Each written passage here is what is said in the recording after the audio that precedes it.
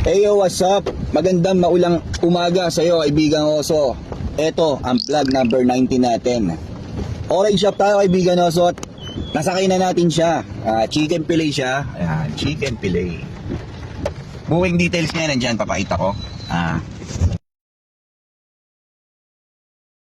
Manila to Novelita.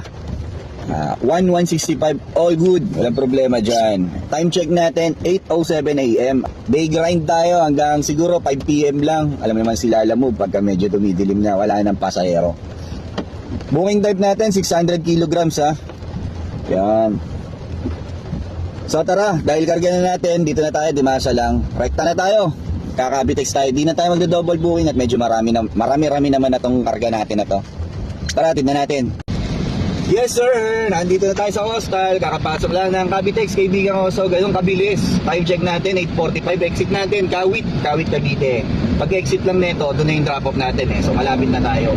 Maulan, masama ang panahon, kaibigan ko. So mag-iingat ka lagi, lalo na may mga konting bahay yung kalsada, baka ma-shoot ka sa butas. Di ba? Di bali mahulog ka sa maling tao. Yan kaibigan ko. So ang itsura ng Cavitex, nako po, medyo mapag. Kahit ang oras natin 8:46 AM na, yung visibility niya medyo bawas ha. Mahirap makita na maayos ang kalsada. Mag-iingat lagi. So yung kaibigan ko, so nandito na tayo sa Novelita. Idadrop off na natin yung booking number 1. Ayan siya. So tayo natin. Pero para makarami, yan, dyan natin siya dideliver sa Manukang Bayan. Yes, sir. Isa pa, Halo Blocks. Hindi yan. Kinda. Ibang shape. Galing yung second booking ko, pare, Halo Blocks. Pero parang may decorative naman. Style. May design. Halo Yung blocks. pala itong mga wala ko, 10 na. 8 pieces lang pala to. Yung cards. Kapag sa akin natin, first time, Halo Blocks. Pinalalamog mo. Kaya pala hindi sinasagot. So yung kaibigan ko, sasakay na natin yung second booking natin sa Lalabog. Andyan na siya sa likod. First time ko mapagsakay nito, kaibigan ko. So Halo Blocks na may design. Ang lupit. Yun, medyo malapit lang naman siya. Dyan na siya sa Pasig, ibababa. 600, not bad para sa second trip natin. Enjoyin lang natin yung biyahe.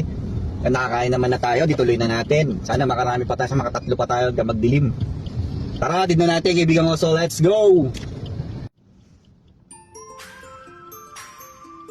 So yung kaibigan ko, so dito na tayo sa drop off natin ng booking number 2.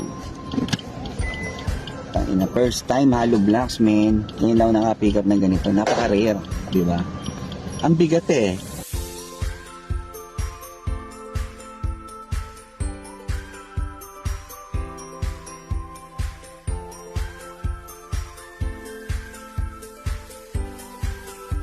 So yung kaibigan ko, sa drop lang ng mga deliver nating Halo Blocks at meron na tayong pangatlong booking. Yun, booking type na, pulling lang pero pwede na. Magmula dito sa Ilisco, Pasig hanggang Valenzuela 778, di na masama. Kesa nakakulong, hatid na natin to kaibigan ko. So pick upin muna natin syempre. Let's go! Charan, third booking natin. Ayun na, kinakarga na. Madami ko lang. Kaya nga eh.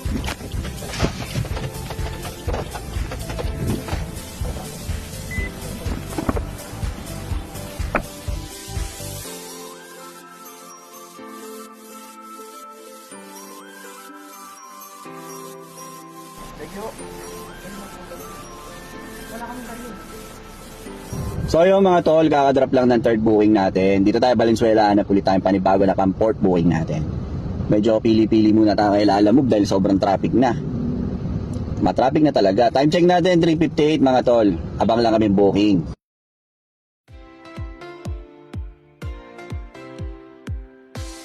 Yes sir, sakay na natin pang fourth booking natin dito sa may GNT Central.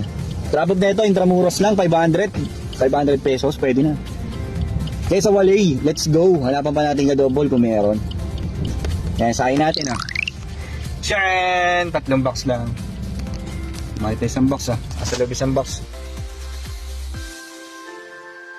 Yun, nandito na tayo, Intramuros. Para masinauna talaga rito, Ako lang luma. Charot. So drop off na natin yung pang-port natin, kaibigan ko. So